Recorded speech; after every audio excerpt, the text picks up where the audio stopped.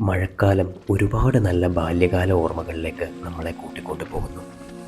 ഇന്ത്യയിലെ തന്നെ ഏറ്റവും മനോഹരമായ 10 ഗ്രാമങ്ങളിൽ ഒന്നായ കൊല്ലങ്കോടിലേക്കും അതുവഴി എപ്പോഴൊക്കെയോ ആയി മറവിയിലേക്ക് പോയ ആ തനി നാടൻ ഗ്രാമീണ കാഴ്ചകളിലേക്കുമാണ് നമ്മുടെ ഇന്നത്തെ യാത്ര. NH 544 വഴി അല്ലാതെ വടക്കാഞ്ചേരി ചേലക്കര വഴി പോകുമ്പോൾ ആദ്യം ഉത്രാളിക്കാവ് ഭഗവതി ക്ഷേത്രം കാണാം.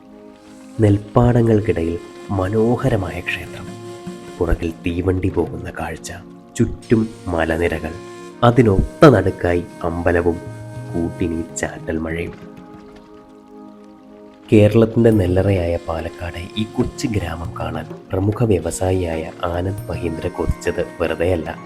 അത്രയ്ക്ക് മനോഹരമാണ് നെല്ലിയാമ്പതി മലനിരകളുടെ താഴെ പച്ച പരവതാനി വിരിച്ച പോലെയുള്ള ഈ മനോഹര ഗ്രാമം.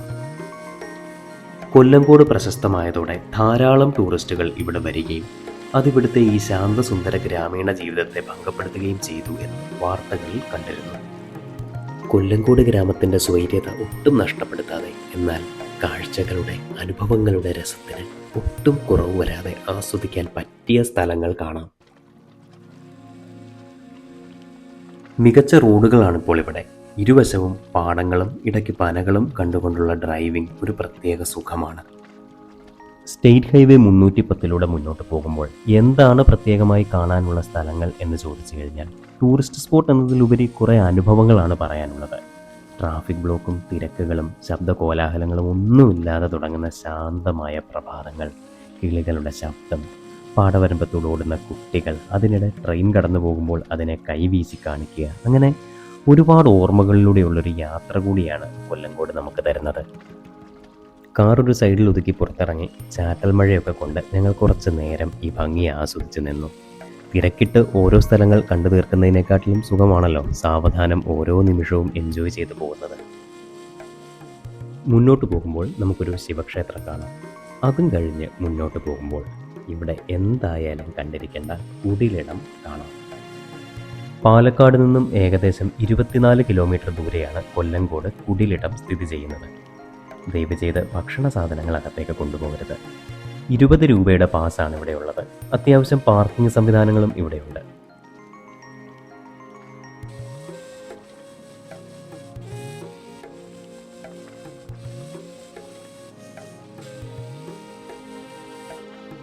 കേരളത്തിൻ്റെ കാർഷിക സംസ്കാരത്തെ ഓർമ്മപ്പെടുത്തുന്ന ഒരുപാട് നല്ല കാഴ്ചകൾ നമുക്കിവിടെ കാണാം. ഒരുപാട് ഫോട്ടോസ്, വീഡിയോ ഒക്കെ എടുക്കാൻ പറ്റിയൊരു സ്ഥലം കൂടിയാണ് കുടിലിടം. ഇവിടെ ഒരു താമരക്കുളമുണ്ട്. താമരക്കുളത്തിനോട് ചേർന്ന് തന്നെ ഒരു ഏറുമാടവുമുണ്ട്. ഏറുമാടമല്ലാതെ മാടം എന്ന് പറയുന്ന ഒരു സംഭവമുണ്ട്. മാടം എന്ന് പറഞ്ഞു കഴിഞ്ഞാൽ സ്ഥിരമായുള്ളൊരു സാധനമല്ല. കണ്ടം കൊയ്ത് കഴിഞ്ഞ് കറ്റ അവിടെ തന്നെ അടുക്കും. എന്നിട്ട് കറ്റ മെതിക്കും. കറ്റകൾ അടുക്കി വെച്ച് മെതിക്കുന്ന ആ സ്ഥലത്തിന് കളം എന്നാണ് പറയുക. ഈ കളത്തിന് രാത്രി കാവല് കിടക്കുന്ന സാധനത്തിന് മാടം എന്ന് പറയും. 3-4 മുളകൾ ചെരിച്ച് നാട്ടിയിട്ട് ചെരുവിൽ ഓല മെടഞ്ഞു കെട്ടി അതിനു മുകളിൽ വൈക്കോല് കെട്ടും. വിശാലമായ പാടത്ത് അങ്ങനെയുള്ള പല മാടങ്ങളും പിന്നെ വീഡിയോയിൽ കാണുന്ന പോലെ ഉയർത്തി കെട്ടിയിട്ടുള്ള ഏറുമാടങ്ങളും കാണാം. മരത്തിൽ ഏർമാടം കെട്ടുക, അതിന് മുകളിൽ കയറിയിരിക്കുക, നരഭോജി കടുവകളെ വെടിവെക്കാനായി കാത്തിരിക്കുന്ന വേട്ടക്കാരനായി സ്വയം സങ്കല്പിക്കുക. ഇങ്ങനെയുള്ള എൻ്റെ ബാല്യകാല ഓർമ്മകളൊക്കെ ഏർമാടം കണ്ടപ്പോൾ എൻ്റെ മനസ്സിലൂടെ ഓടി. നെൽകൃഷി എപ്പോഴും മഴയുമായി ബന്ധപ്പെടുത്തിയാണ് ചെയ്യുന്നത്. 2 തരത്തിലുള്ള നെൽകൃഷി ചെയ്യാറുണ്ട്. ഒന്ന് മകരമാസത്തിൽ കൊയ്യുന്ന രീതിയിൽ, മറ്റൊന്ന് കന്നിമാസത്തിൽ വിളവെടുക്കുന്ന രീതിയിൽ. അപ്പോൾ കന്നിമാസത്തിൽ വിളവെടുക്കണം എന്നുണ്ടെങ്കിൽ വെള്ളത്തിൽ വിതച്ചാണ് ചെയ്യുന്നത്. കാരണം കന്നിക്ക് തൊട്ടു മുമ്പുള്ള കർക്കിടകം, ചിങ്ങമാസമൊക്കെ മഴയാണല്ലോ. മറ്റൊന്ന് വൃശ്ചിക മാസത്തിൽ വെള്ളമൊക്കെ കൃത്യമാക്കി വിത്ത് കിളിപ്പിച്ച് വിതയ്ക്കുക. വിതച്ചു കഴിഞ്ഞാൽ അത് വൃശ്ചികം, ധനു, മകരം, മകരമാസത്തിൽ കൊയ്തെടുക്കും. 3 മാസം മൂപ്പുള്ള നെല്ലിൻ്റെ കാര്യമാണ് ഇത്.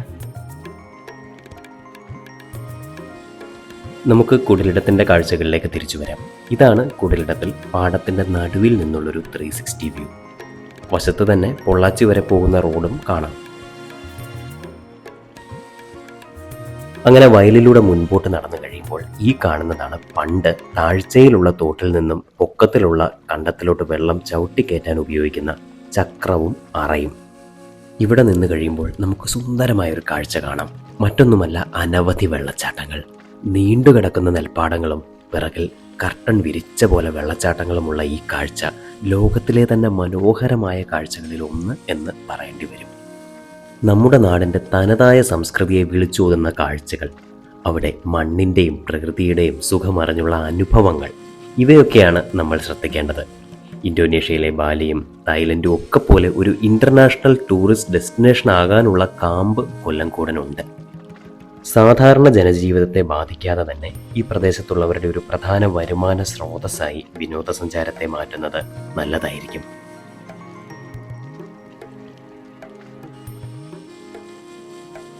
ഇവിടെ 40 അടിയോളം താഴ്ചയുള്ളൊരു തവളക്കിണറുണ്ട്. കുടിലിടത്തിൻ്റെ തൊട്ടടുത്തുള്ള കടയിൽ നിന്നും നല്ല കരിക്ക് വെട്ടിക്കുടിച്ച് ഞങ്ങൾ ചന്ദ്രേട്ടൻ്റെ ചായക്കടയിൽ പോയി ഭക്ഷണം കഴിച്ചു. ചന്ദ്രേട്ടൻ്റെ ചായക്കടയിൽ നിന്നും മുന്നോട്ട് പോയാൽ സീതാർകുണ്ട് വെള്ളച്ചാട്ടം കാണാം. പക്ഷെ നല്ല മഴയായതുകൊണ്ട് അങ്ങോട്ടുള്ള പ്രവേശനം നിരോധിച്ചിരിക്കുകയായിരുന്നു. കൊല്ലങ്കോട് നിന്നും നമ്മുടെ അടുത്ത യാത്ര വാൽപ്പാറയിലേക്കാണ്. തുടർന്നുള്ള യാത്രയിൽ ഞങ്ങളോടൊപ്പം കൂടാൻ ചാനൽ സബ്സ്ക്രൈബ് ചെയ്യണേ.